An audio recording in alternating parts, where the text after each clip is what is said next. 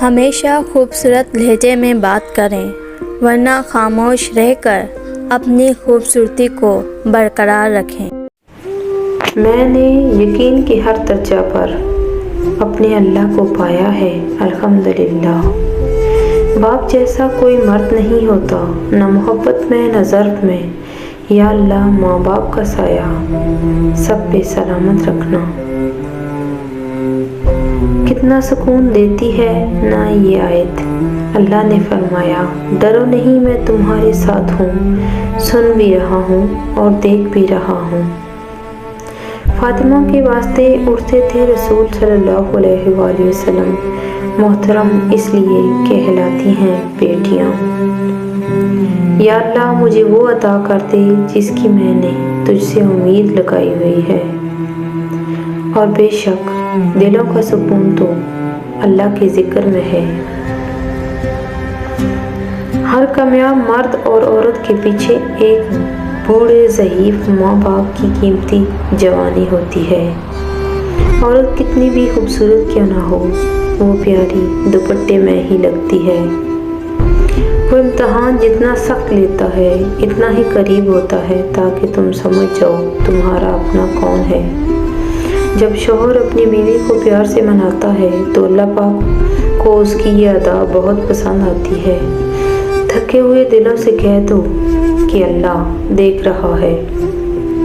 جب تمہارا دل کسی کے گلے لگ کے رونے کو چاہے تو قرآن کو گلے لگا لینا۔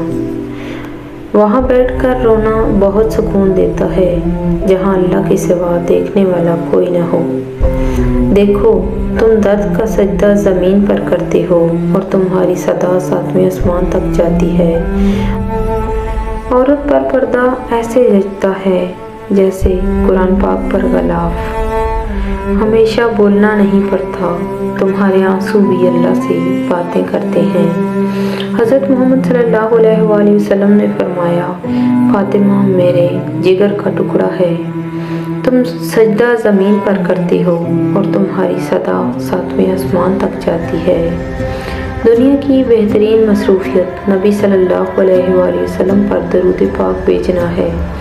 اور اب آنسو بھی پڑھ لیتا ہے، اگر بول نہیں سکتے تو رو لیا کرو۔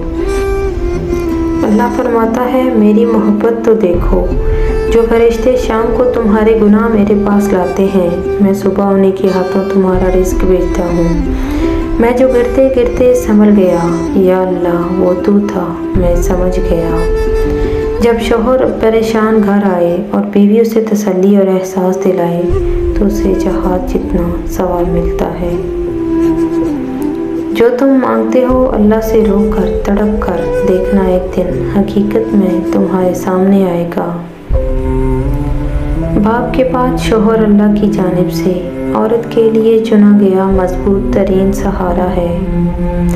بابا، کیوں نہیں ہے ساری دنیا آپ جیسی؟ پریشان نہ ہوا کرو، اللہ ہے نا۔